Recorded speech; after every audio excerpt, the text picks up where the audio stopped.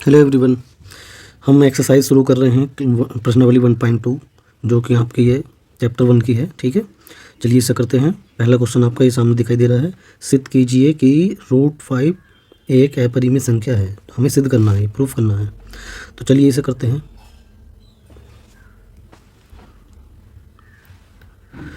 तो जब हमें ये सिद्ध करना है कि ये अपरिमेय संख्या है तो हम क्या करेंगे, इसका उल्टा मान के चलेंगे कि ये एक परिमेय संख्या है और इसे सोल्व करते चले जाएंगे। और जब हमें लास्ट में पता चलेगा कि ये परिमेय संख्या नहीं हो सकती, तो जब परिमेय संख्या नहीं हो सकती तो ये संख्या कैसे कहलाएगी, अपरिमेय संख्या। तो चलिए करते हैं। माना √5 एक परिमेय संख्या है।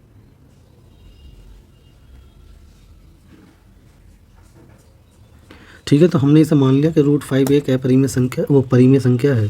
तो परिमेय संख्याएं तो हम कंसीडर कर सकते हैं। तब हम कंसीडर कर सकते हैं कि जो √5 है उसे परिमेय संख्याओं के रूप में लिख सकते हैं। परिमेय संख्याएं होती हैं P/Q के रूप की होती हैं संख्याएं। ठीक है, तो समीकरण नंबर इसे एक कह देंगे, जहां आपके जो है ये जो P और Q होंगे, P, Q आपके पूर्णांक होंगे, इंटीजर होंगे ये। ठीक है, और जो Q है आपका ≠0 होगा। जो नीचे वाली संख्या है P/Q में जो नीचे वाला है ये ≠0, जीरो नहीं होना चाहिए। ठीक है, इसके बाद अब हम जो है एक चीज़ और है, तथा P व Q कोई उभयनिष्ठ गुणनखंड नहीं रखते हैं। उभयनिष्ठ गुणनखंड मतलब कॉमन फैक्टर नहीं रखते हैं।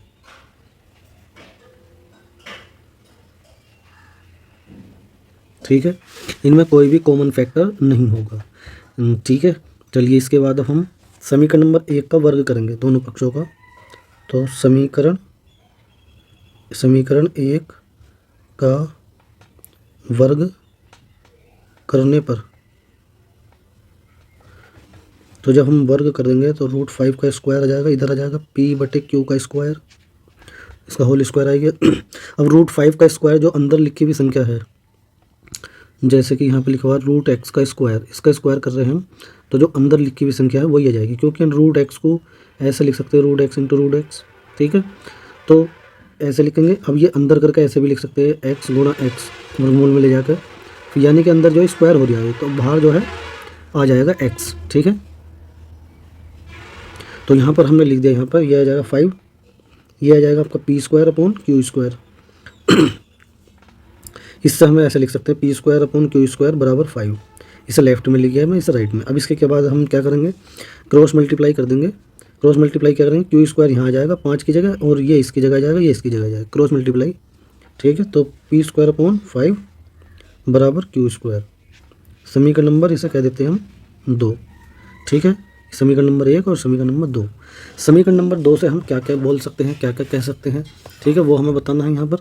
तो अब हम यहाँ पर देख पा रहे हैं, जैसे कि ये लिखा हुआ है, जैसे P² कोई संख्या है, किसी संख्या का वर्ग है, P² को 5 से डिवाइड कर रहे हैं, और क्या आ रहा है Q²। Q क्या था, पूर्णांक का स्क्वायर करोगे तो भी पूर्णांक ही आएगा, यानी कि पूरा पूरा कट रहा है, ये पूरा पूरा डिवाइड हो रहा है। ठीक है, तो हम यहाँ पर लिख सकते हैं, चूँकि P² 5 से विभाज्य है या विभाजित है। ठीक है, P² 5 से विभाज्य है, क्योंकि कट रहा है, ये डिवाइड हो रहा है, तो हम कह सकते हैं तब P भी 5 से विभाज्य होगा। जब किसी संख्या का वर्ग हमारा 5 से कट रहा है तो जो वो संख्या भी 5 से कटेगी। ठीक है, किसी भी संख्या, जैसे कोई संख्या हमने ले ली 25 का वर्ग 5 से कट जाएगा, क्योंकि 25 का वर्ग 625 होगा, उसे 5 से काटोगे आप तो कट जाएगा, ये यानी कट जाएगा, तो 25 भी तो खुद संख्या भी कट जाएगी हमारी। ठीक है, हमने लिया यहाँ पर 25 का स्क्वायर को 5 से भाग कर रहे हैं, तो यहाँ 625, 5 से इसे डिवाइड करा हमने तो कट जाएगा, 5 × 5 5 दूनी 10, 5 पंजे 25। तो इसका मतलब हमारी संख्या भी 5 से कट जाएगी, इसलिए लिखा है वाली लाइन। ठीक है, इसके बाद आगे चलते अब हम लिखते हैं हमने लिख दिया चूंकि पी स्क्वायर 5 से विभाज्य है तब पी भी 5 से विभाज्य होगा। जब ये जब जैसे 25 हमारा 5 से कट रहा है तो 25 को हम 5 गुणा 5 लिख सकते हैं। यानी हम कह सकते हैं जो 5 है जो जो कट रहा है, जिसे काट रहा जाए 5, तो 5 जो है इसका एक फैक्टर बन जाएगा, गुणनखंड बन जाएगा। तो वही चीज़ हम यहाँ पर लिख देंगे। जब 5 पी से विभाज्य, जब पी जो है 5 से विभाज्य है तब 5 जो हमारा इसका एक गुणनखंड हो जाएगा। तब कह दो या अतः कह दो 5 पी का एक गुणनखंड है, फैक्टर है। ठीक है, इसका यहाँ तक हमने कर दिया। इसके बाद अब ये लिखते हैं चूँकि, अब मुझे कुछ मानना पड़ेगा यहाँ से, चूँकि पी जो है 5 से विभाज्य है, 5 से विभाज्य है, चूँकि पी 5 से विभाज्य है, यानी पी जो है 5 से कट जा रहा है, कुछ ना कुछ आएगा भाग देने पर, तब हम जो है ये मान लेते हैं। तब मानो जैसे पी को हम 5 से भाग देंगे तो कट जाएगा, कटेगा तो कोई पूर्णांक संख्या आएगी, तो उसे हमने एम नाम दे दिया, और एम भी क्या है, एक पूर्णांक है। ठीक है, ये हमने मान लिया यहाँ पर। तो अब यहाँ से p की वैल्यू निकाल लेंगे हम, तो क्या आ जाएगा, 5m आ जाएगा। क्रॉस मल्टीप्लाई से जो है 5 इसके गुणा में चला जाएगा। ठीक है, ये आएगा तुम्हारा p की वैल्यू आ गई है। अब ये जो p का मान है, ये मान हम रखेंगे समीकरण नंबर 2 में। ठीक है, तो लिखेंगे p का मान समीकरण 2 में रखने पर, p का मान समीकरण नंबर 2 में रखने पर, तो p क्या है, यह है समीकरण नंबर 2, तो पी स्क्वायर है, पी स्क्वायर का मतलब 5m का स्क्वायर हो जाएगा, बटे में क्या था बटे में 5 था, और बराबर में क्या है, क्यू स्क्वायर। ठीक है, इसके बाद अब हम इसका स्क्वायर करेंगे तो 5 का वर्ग आ जाएगा 25, और m का वर्ग जाएगा m स्क्वायर, बटे में क्या है 5, बराबर में क्या है, क्यू स्क्वायर। अब हम यहाँ पर देख पा रहे हैं कि 5 से ये कितनी बार कट रहा है, 5 बार, यह आएगा 5m स्क्वायर बराबर क्यू स्क्वायर। तो यानी m स्क्वायर की वैल्यू आ जाएगी क्यू स्क्वायर अपॉन 5। ठीक है, तो इसे हम ऐसे लिख सकते हैं क्यू स्क्वायर अपॉन 5 बराबर m स्क्वायर। m भी एक पूर्णांक है तो उसका वर्ग भी एक पूर्णांक ही आएगा, इंटीजर आएगा। तो अब ये समीकरण नंबर, इसे हमने बोल दिया 3। अब इससे भी सेम वही बात है, हमें फिर से लिखनी है, चूँकि क्यू स्क्वायर 5 से विभाज्य है। ठीक है, क्योंकि क्यू स्क्वायर 5 से विभाजित है तब क्यू भी 5 से विभाजित होगा। ठीक है, क्योंकि क्यू स्क्वायर यानी क्यू का वर्ग जो है 5 से कट रहा है, तो वो संख्या क्यू भी 5 से कटेगी। तब इसका मतलब हम कह सकते हैं तब 5 क्यू का एक गुणनखंड बन गया, इसका गुणनखंड है, क्योंकि इसका फैक्टर बन गया अभी, क्योंकि 5 जो है क्यू को काट रहा है, डिवाइड कर रहा है। तब हम कह सकते हैं 5 पी व क्यू का, देखो 5 जो था यहाँ पर लिखा हुआ है, 5 जो है पी का भी एक गुणनखंड है, 5 जो है क्यू का भी एक गुणनखंड है, इससे कह सकते हैं। तब 5 जो है पी व क्यू का एक उभयनिष्ठ गुणनखंड बन गया। उभयनिष्ठ मतलब दोनों में आ जाए, कॉमन आ गया, उभयनिष्ठ गुणनखंड, कॉमन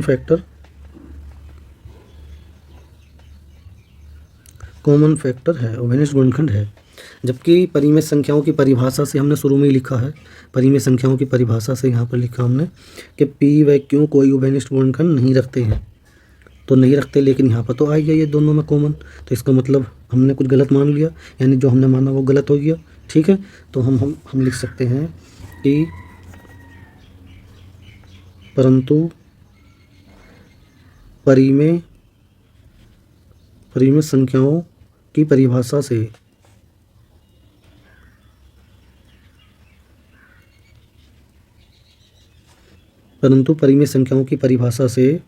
पी व क्यू कोई उभयनिष्ठ गुणनखंड नहीं रखते हैं, उभयनिष्ठ गुणनखंड नहीं रखते हैं। ठीक है, तो इसका मतलब जो हमने माना गलत हो गया वो, अतः हमारे द्वारा माना गया कथन या धारणा, कथन की √5 एक परिमेय संख्या है, यह गलत साबित हुआ या सिद्ध हुआ, गलत सिद्ध हुआ। ठीक है, यह गलत सिद्ध हो गया। ठीक है, तो अतः हम कह सकते हैं, अतः √5 एक अपरिमेय संख्या है। जब परिमेय नहीं है तो क्या है? अपरिमेय संख्या है। ठीक है, यहाँ तक हमें ये करना है। ठीक है, ये इस सवाल का कंप्लीट सॉल्यूशन हो चुका है। ठीक है, उम्मीद करता हूँ आप सभी को ये समझ आ गया होगा। यदि किसी को समझ नहीं आ रहा तो ये वीडियो को दोबारा देखनी है, पूरा समझना है इसको फिर से दोबारा। ठीक है, हमने क्या करा है एक बार रिपीट कर देता हूँ। हमने सबसे पहले क्या करा है, हमने सिद्ध करना था ये अपरिमेय संख्या है, हमें सिद्ध करना है। तो हमने इसका उल्टा मान लिया कि ये एक परिमेय संख्या है। तो परिमेय संख्या कैसी होती है? p/q के रूप की होती है, जहाँ p/q आपके पूर्णांक होते हैं और q 0 नहीं होता, तथा वो p/q कोई कॉमन फैक्टर या उभयनिष्ठ गुणनखंड नहीं रखते हैं। ठीक है, इनमें कोई कॉमन फैक्टर नहीं होता है। समीकरण एक का वर्ग कर दिया, वर्ग करने पर हम यहाँ तक पहुँच गए। यहाँ पहुँचने पर हम कह सकते हैं कि p² को जब 5 डिवाइड कर जाए, क्यों² आ रहा है अब इसकी वैल्यू डिवाइड करने के बाद, तो इसका मतलब पूरी तरह पूर्ण काट डिवाइड कर जाएगी। हम कह सकते हैं कि p² 5 से विभाज्य है। जब p का वर्ग 5 से विभाज्य है तो p भी 5 से विभाज्य होगा। इसका मतलब ये होगा कि जो 5 है वो इसका एक गुणनखंड बन गया p का। ठीक है, अब हमने इसे मान लिया यहाँ पर, चूँकि p जो है 5 से विभाज्य है तो इसका हम यहाँ में ऐसे भी लिख सकते हैं। ये वैल्यू हमने वहाँ पुट कर दी समीकरण नंबर 2 में। समीकरण नंबर 2 में रखने के बाद इसे सोल्व करने के फिर से एक समीकरण आ गई हमारी ऐसी। फिर से हम यहाँ से ऐसा कह सकते हैं, क्योंकि q² 5 से विभाज्य है, m² आ रहा है इसकी वैल्यू, m² की वैल्यू पूर्णांक है। ठीक है, तो इसका मतलब q² 5 से विभाज्य है तो q भी 5 से विभाज्य होगा, और 5 जो है q का एक गुणनखंड बन गया। इसका मतलब ये होगा कि 5 जो है p और q दोनों का गुणनखंड बन गया, ये उभयनिष्ठ फैक्टर, दोनों का फैक्टर बन गए तो उभयनिष्ठ बन गए। ठीक है, उभयनिष्ठ, जबकि हमें शुरू में ही लिख दिया था हमने कि परिमेय संख्याओं की परिभाषा से p व q जो है कोई भी उभयनिष्ठ गुणनखंड नहीं रखते हैं। तो इसका मतलब हमने जो माना फिर गलत हो गया। अतः हमारे द्वारा माना गया कथन कि √5 एक परिमेय संख्या है, यह गलत साबित हो गया, गलत सिद्ध हो गया। ठीक है, तो हम लिख सकते हैं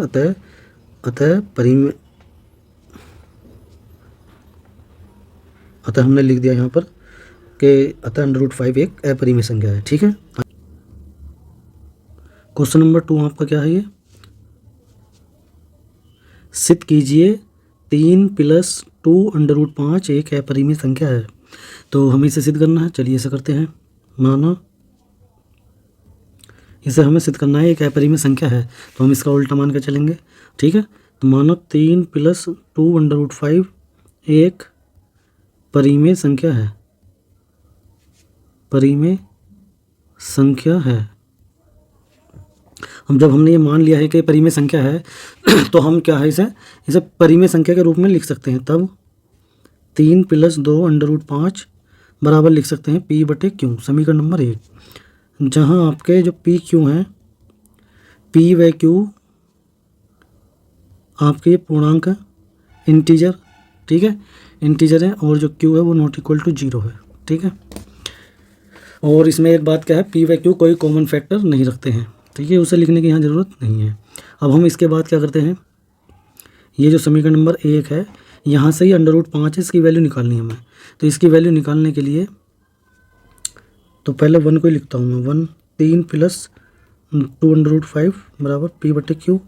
यहाँ से 2 √5 की वैल्यू जो आ जाएगी p/q -3 आ जाएगा, 3 इधर ले आएंगे तो। ठीक है, इसके बाद ये 2 √5 की वैल्यू भी कितनी आ जाएगी, ये जो 2 लिखा हुआ है यहाँ पर, ये वाला 2, ये इधर बटे में चला जाएगा ऐसे, तो उसे बटे में लिख दो या आगे लिख दो, ऐसे करके ऐसे ब्रैकेट में p/q -3, ये हो जाएगी तुम्हारी समीकरण नंबर 2।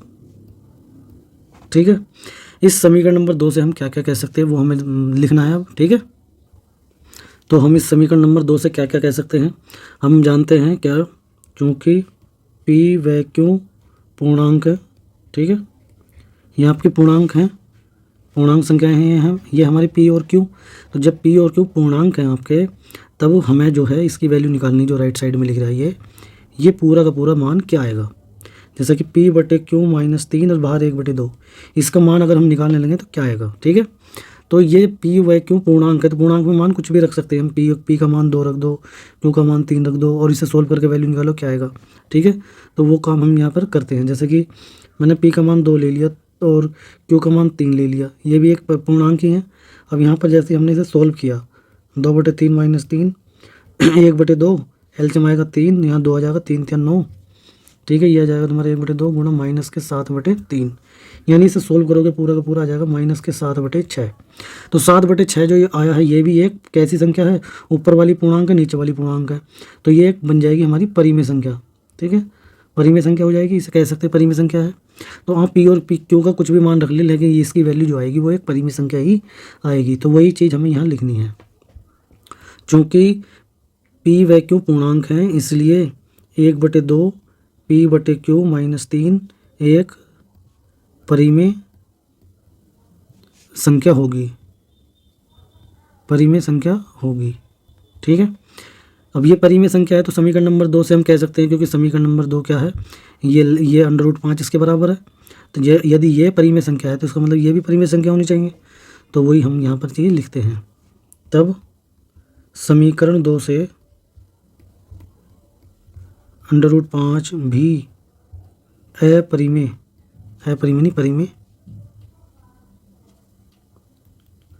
भी परिमेय संख्या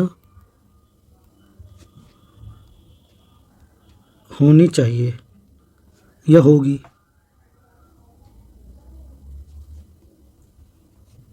ठीक है, होगी। अब ये हमारी परिमेय संख्या होगी समीकरण नंबर 2 से, क्योंकि ये इन दोनों एक दूसरे के बराबर हैं, इक्वल हैं ये, ठीक है। परंतु हम जानते हैं क्या, परंतु हम जानते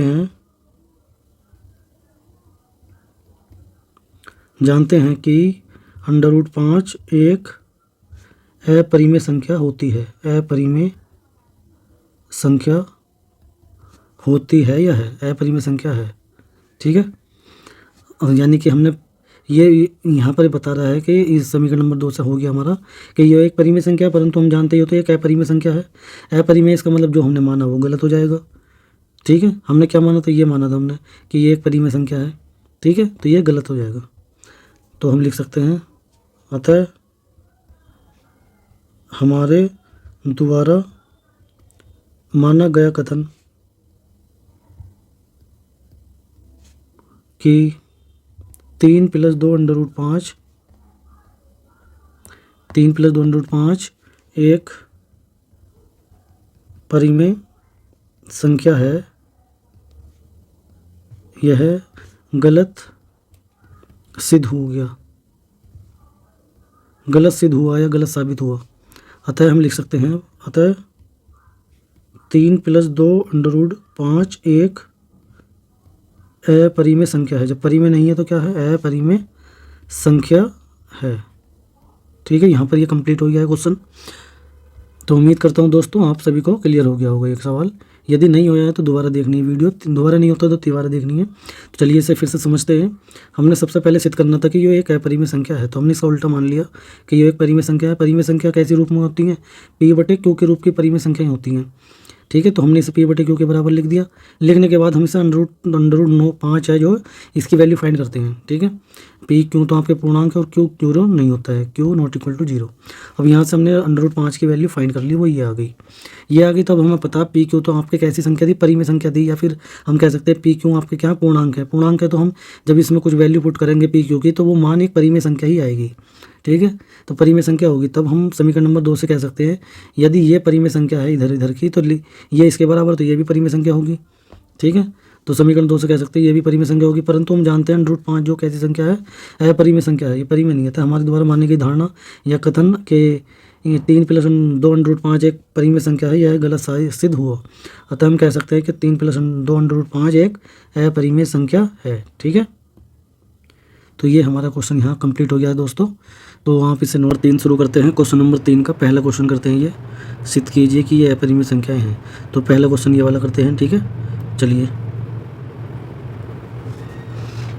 तो हम इसका उल्टा मानेंगे, माना 1/√2 एक परिमेय संख्या है, परिमेय संख्या है। तो तब इसे हम परिमेय संख्याओं के रूप में लिख देंगे। 1/√2 को हम लिख देंगे p/q, ठीक है, समीकरण नंबर 1।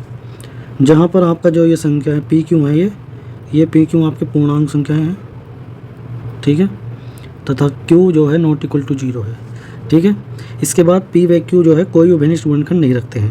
एक तो सबका गुणनखंड होता है, ठीक है, तथा P व Q एक के अतिरिक्त कोई उभयनिष्ठ गुणनखंड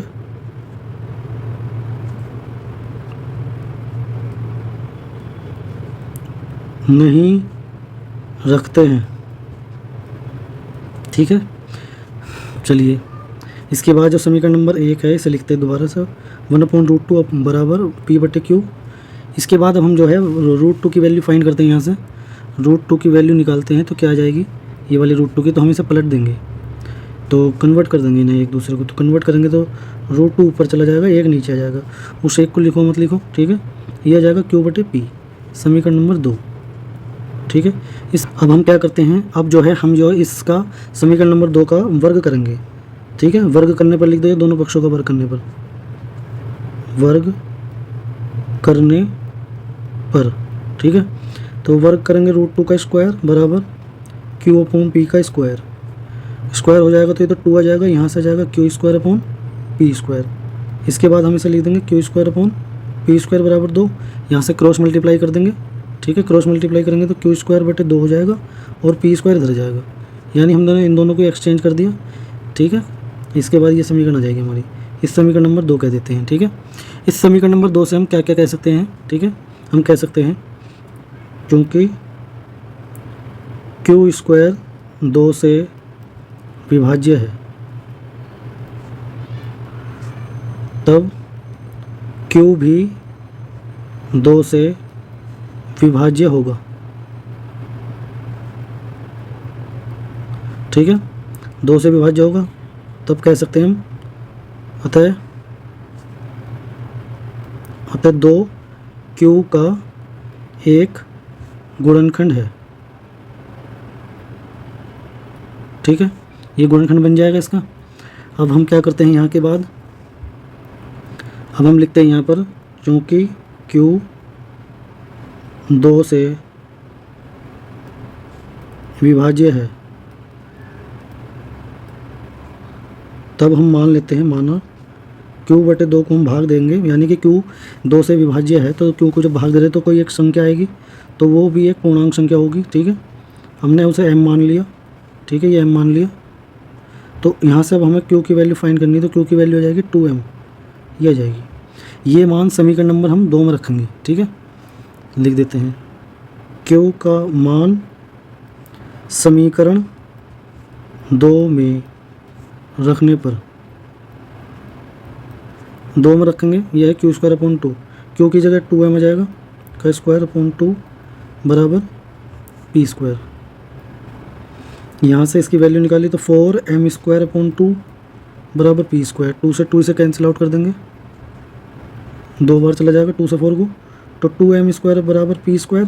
यहाँ से जो वैल्यू आ जाएगी m² की वो आ जाएगी P²/2। इसे हम इस तरह से लिख देंगे, पहले P²/2 को लिख देंगे इसे राइट साइड में। ठीक है, समीकरण नंबर 3। इस समीकरण नंबर 3 से हम क्या कह सकते हैं। ठीक है, हम कह सकते हैं क्योंकि P² 2 से विभाज्य है तब P भी 2 से विभाज्य होगा। ठीक है, अब ये 2 से विभाज्य होगा तो इसका मतलब 2 अब जो है इसका एक गुणनखंड बन गया, अतः 2 P का एक गुणनखंड है। ठीक है, इसका एक फैक्टर बन गया ये। अब P2 जो है P का और Q का दोनों का गुणनखंड बन रहा है। ठीक है, अतः हम कह सकते हैं, अतः 2 P और Q दोनों का एक उभयनिष्ठ मतलब कॉमन उभयनिष्ठ गुणनखंड है। ठीक है, और जबकि हमने शुरू में यहाँ पे जब माना था इसे, तो हमने बताया था कि P और Q जो है पी और क्यू एक के अतिरिक्त और कोई उभयनिष्ठ गुणनखंड नहीं रखते हैं, जबकि यहाँ पर दो भी इनका एक कॉमन फैक्टर आ गया है। इसका मतलब हमने कुछ ना कुछ तो गलत मान लिया है, ठीक है, यानी जो माना हमने वो गलत है। तो हम कह सकते हैं अतः हमारे द्वारा माना गया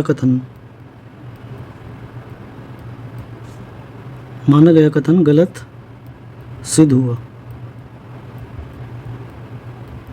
अतः हम कह सकते हैं अतः 1/√2 एक अपरिमेय संख्या है, अपरिमेय संख्या है, ठीक है। तो यहाँ पर ये दोस्तों क्वेश्चन जो है कंप्लीट हो गया है, ठीक है। उम्मीद करता हूँ आपको ये क्वेश्चन समझ आ गया होगा। यदि एक बार में नहीं आया तो आप इस क्वेश्चन को दोबारा देखें, वीडियो को दोबारा देखें। यदि कहीं कुछ समझ नहीं आता है तो कोई डाउट है तो कमेंट बॉक्स में हमें बता सकते हैं, ठीक है। हमने इसमें क्या करा था, सबसे पहले जो हमें सिद्ध करना था ये परिमेय संख्या, अपरिमेय संख्या, हमने उसे उल्टा मान लिया कि परिमेय संख्या है। इसके बाद ठीक है ये हो गया परिमेय संख्या है। अब इसके बाद जो है हमने इसके बारे में बता दिया कि जब परिमेय संख्या है तो परिमेय संख्या के रूप में हम लिख सकते हैं जहाँ पर आपके पी क्यू पूर्णांक होते हैं, क्यू 0 नहीं होता है और पी व क्यू जो है एक के अतिरिक्त और कोई गुणनखंड नहीं रखते हैं, ठीक है, कोई कॉमन फैक्टर नहीं रखते हैं। अब यहाँ से हमने जो है √2 की वैल्यू फाइंड कर ली है, इसे उल्टा कर दिया है, ठीक है, दोनों को। तो ये आएगा यहाँ से क्या कर दिया, वर्ग कर दिया, स्क्वायर कर दिया दोनों पक्षों का। तो वर्ग करने के बाद अब ये यहाँ पर पहुँच गए हम। यहाँ से हम कह सकते हैं कि क्यू स्क्वायर जो है 2 से कट रहा है, पी स्क्वायर आ जाए, पी एक पूर्णांक है तो इसका मतलब कह सकते हैं क्यू स्क्वायर 2 से विभाज्य है, तो क्यू भी 2 से विभाज्य होगा। यदि किसी संख्या का वर्ग 2 से कट रहा है तो वो संख्या भी 2 से कटेगी, ठीक है, यानी कि 2 जो है क्यू का आपके फैक्टर बन जाएगा, एक गुणनखंड बन जाएगा, ठीक है। तो अब इस यहाँ पर देखो, क्योंकि क्यू जो है 2 से विभाज्य है तो इसका मतलब कट के पूरा आएगा, जब भाग देंगे तो उसे हमने मान लिया m आएगा। वो m क्या है, पूर्णांक है। तो अब ये आ गया, क्यू की वैल्यू निकल गई, क्यू की वैल्यू समीकरण नंबर 2 में रख दी, समीकरण नंबर 2 में रख के इसे सोल्व करें, यहाँ तक पहुँच गए। यहाँ से फिर वैसे ही हम कह सकते हैं कि पी स्क्वायर 2 से विभाज्य है तो पी भी 2 से विभाज्य होगा, यानी कि 2 जो है पी का भी एक गुणनखंड है, यानी कि जो 2 है वो पी और क्यू दोनों का एक उभयनिष्ठ गुणनखंड है। जबकि वहाँ शुरू में हमने परिभाषा में लिखा है कि पी व क्यू कोई एक के अतिरिक्त और कोई उभयनिष्ठ गुणनखंड नहीं रखते हैं, यानी कहते हैं जो हमने माना ये माना था शुरू में कि ये एक परिमेय संख्या है, ये गलत साबित हो गया। हम कह सकते हैं 1/2 कैसी संख्या है, अपरिमेय संख्या है, ठीक है। क्वेश्चन नंबर 3 जो है ये हमने इसका पहला पार्ट कंप्लीट कर लिया है। अब हम क्वेश्चन नंबर 2 करेंगे इसका, ठीक है। तो चलिए शुरू करते हैं वीडियो को। सेकंड पार्ट इसका हमें सिद्ध करना है कि जो है 7/5 एक अपरिमेय संख्या है, तो हम इसका उल्टा मान के चलेंगे। माना 7/5 एक परिमेय संख्या है, परिमेय संख्या है, ठीक है। परिमेय संख्या है तो इसे परिमेय संख्या के रूप में लिखेंगे हम इसे। तब 7/5 इक्वल P/Q, समीकरण नंबर 1, जहाँ आपके P व Q पूर्णांक संख्याएं हैं, ठीक है, पूर्णांक हैं, और Q जो है वो क्या है, नॉट इक्वल टू 0 है, ठीक है। और P व Q एक के अतिरिक्त और कोई गुणनखंड नहीं रखते हैं, उभयनिष्ठ गुणनखंड, ठीक है। वो लाइन यहाँ पे लिखने की जरूरत नहीं है, ठीक है। इसके बाद अब हम क्या करते हैं, समीकरण नंबर 1 जो है उसे दोबारा लिखेंगे, 7/5 इक्वल P/Q। अब हम यहाँ से क्या करेंगे, इस √5 की वैल्यू फाइंड करेंगे। तो √5 की वैल्यू हमारे पास आ जाएगी P/7Q। ये जो Q है हमारा, वो 7 हमारा Q के इनटू में चला जाएगा, क्रॉस मल्टीप्लाई से नीचे आ जाएगा, समीकरण नंबर 2 कह देते हैं इसे। समीकरण नंबर 2 से अब हम क्या क्या कह सकते हैं, समीकरण नंबर 2 से हम वो कह सकते हैं, चूँकि P व Q पूर्णांक हैं इसलिए P/7Q एक परिमेय संख्या होगी, परिमेय संख्या होगी, ठीक है। एक परिमेय संख्या होगी, चाहे तो आप इसमें कुछ भी मान रख लें, P व Q का कोई भी पूर्णांक संख्या ले लें, 1 ले लें, 2 ले लें, 3 ले लें, माइनस में ले लें, ठीक है, कुछ भी लगे आप इन्हें कुछ भी पुट कर दे। जैसे P की जगह मान लो तुमने 5 रख दिया और Q की जगह हमने रख दिया मान लो 2, तो क्या आएगा, 5/7 गुणा 2 कितना जाएगा, 5/14। तो ये एक ऑलवेज कैसी संख्या आएगी, परिमेय संख्या आएगी, तो हम लिख सकते हैं, इसलिए ये परिमेय संख्या होगी, ठीक है। अब हम कह सकते हैं समीकरण नंबर 2 से, समीकरण 2 से क्या कह सकते हैं, ये जो है इसके इक्वल है तो √5 भी एक कैसी संख्या होगी, परिमेय संख्या होगी। समीकरण नंबर 2 से √5 भी एक परिमेय संख्या होगी, परिमेय संख्या होगी, ठीक है। परंतु हम जानते हैं, क्या जानते हैं, परंतु हम तो जानते हैं कि ये तो एक अपरिमेय संख्या होती है, परंतु हम जानते हैं कि √5 एक अपरिमेय संख्या होती है, अपरिमेय संख्या होती है, ठीक है। ये अपरिमेय संख्या है, ये अपरिमेय संख्या होती है, तो ठीक है, ये अपरिमेय संख्या होती है। अगर इसमें हम 7 से गुणा कर दें तो भी अपरिमेय संख्या रहेगी, तथा 7√5 भी एक अपरिमेय संख्या होगी। उसमें हम गुणा कर देते हैं 7 से तब, अतः हम लिख सकते हैं अतः हमारे द्वारा माना गया कथन या धारणा, माना गया कथन गलत सिद्ध हुआ। अतः हम लिख सकते हैं अतः 7√5 एक अपरिमेय संख्या है, अपरिमेय संख्या है, ठीक है। कंप्लीट हो गया ये क्वेश्चन यहाँ पर। उम्मीद करता हूँ दोस्तों आपको समझ आ गया होगा। एक बार फिर से रिपीट कर देता हूँ, ठीक है। हमने सबसे पहले हमें सिद्ध करना है कि ये संख्या कैसी है, अपरिमेय है, तो हमने इसका उल्टा मान लिया कि ये एक परिमेय संख्या है, ठीक है। ये परिमेय संख्या है तो परिमेय संख्या के रूप में लिख देंगे P/Q के। अब यहाँ से तो हमने ये P/Q के रूप में लिख दी संख्या। अब इससे हम क्या करेंगे, √5 की वैल्यू फाइंड करेंगे। तो ये जो √7 है वो 7 है, जो ये Q के मल्टीप्लाई में चला जाएगा नीचे, तो ये आएगा। अब इससे हमें पता P और Q आपकी कैसी संख्या है, पूर्णांक है, और पूर्णांक है, और P/Q एक परिमेय संख्या भी है। परिमेय संख्या ये P/Q जब परिमेय संख्या है उसे 7 से गुणा कर दोगे तब भी परिमेय रहेगी। या फिर ऐसे लिख दो, एक P और Q है आपके कैसी संख्या है, पूर्णांक है। पूर्णांक है तो P/7Q एक परिमेय संख्या होगी ऑलवेज, जब पूर्णांक में कुछ भी मान रख लो आप, ठीक है। तो और समीकरण नंबर 2 से हम कह सकते हैं ये इसके इक्वल है, तो ये जो √5 भी एक परिमेय संख्या होगी, परंतु हम जानते हैं कि √5 तो एक अपरिमेय संख्या होती है, ठीक है। अतः तो उसे 7 से गुणा कर दोगे तो भी वो अपरिमेय ही रहेगी, ठीक है। तो इसका मतलब हमारे द्वारा माना गया कथन गलत सिद्ध हो गया, अतः 7/5 एक कैसी संख्या हो गई, अपरिमेय संख्या है। क्वेश्चन नंबर 3 का जो है हमने ये पहला क्वेश्चन और दूसरा क्वेश्चन पार्ट कर लिया है। अब हम करेंगे तीसरा वाला पार्ट, ठीक है। चलिए शुरू करते हैं इसको भी। तो क्वेश्चन हमारा ये 6 + √2 एक अपरिमेय संख्या सिद्ध करना, तो हम इसका उल्टा मानेंगे। माना 6 + √2 एक परिमेय संख्या है, परिमेय संख्या है। तब हम जो इसे परिमेय संख्या के रूप में लिखेंगे 6 + √2 बराबर P/Q, समीकरण नंबर 1 कहेंगे, जहाँ पर आपके जो है P व Q आपके कैसी संख्या हैं, पूर्णांक है, ठीक है। और Q जो है ≠ 0 है, Q 0 नहीं है। और जो है इसके बाद में भी P और Q एक के अतिरिक्त कोई और गुणनखंड नहीं रखते हो, भिन्न गुणनखंड, तो उसे लिखने की भी ज़रूरत नहीं है यहाँ पर। तब हम करेंगे क्या, समीकरण नंबर जो 1 है उसे लिखेंगे दोबारा 6 + √2 बराबर P/Q। अब हम यहाँ से क्या करेंगे, √2 की वैल्यू फाइंड करेंगे। इस √2 की वैल्यू फाइंड करनी है, तो √2 को तो यहीं लिखा रहने दो, और P/Q 6 को जल्दी आओगे तो माइनस का हो जाएगा ये, ठीक है। इसे समीकरण नंबर आप 2 कह सकते हैं। समीकरण नंबर 2 से अब हम क्या क्या कह सकते हैं, समीकरण नंबर 2 से हम कह सकते हैं, हम जानते हैं चूँकि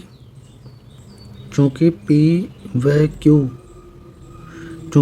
Q एक पूर्णांक संख्याएं हैं, P व Q पूर्णांक इंटीजर है, आपके पूर्णांक है, इसलिए P/Q -6 एक परिमेय संख्या होगी, परिमेय संख्या होगी। यहाँ पे ऐसे भी समझ सकते हैं, तो P व Q आपकी पहले से ही परिमेय संख्या है, उसमें से 6 घटा दोगे तब भी वो परिमेय ही रहेगी, ठीक है। ये ऐसे आप P व Q की कुछ भी पूर्णांक मान रखो, इसे सोल्व करो, इसका मान जो आएगा वो भी पूर्णांक संख्या ही होगी, यानी। अब हम कह सकते हैं समीकरण नंबर 2 से, समीकरण 2 से ये इसके बराबर है, √2 की वैल्यू √2 जो है इसके बराबर है, तो हम कह सकते हैं कि समीकरण नंबर 2 से √2 भी एक परिमेय संख्या होगी, परिमेय संख्या होगी। परंतु हम जानते हैं कि √2 एक अपरिमेय संख्या होती है, अपरिमेय संख्या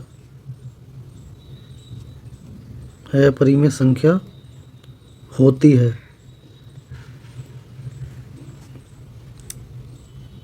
तथा अपरिमेय संख्या होती है।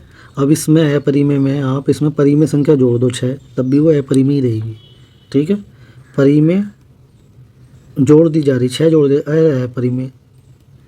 अगर वो अपरिमेय संख्या नहीं हट रही तब भी वो कैसी संख्या रहेगी, अपरिमेय रहेगी, क्योंकि वहाँ से वो कैंसिल आउट नहीं हो पा रही है। ठीक है, चलिए अब मैं इसे हटा देता हूँ।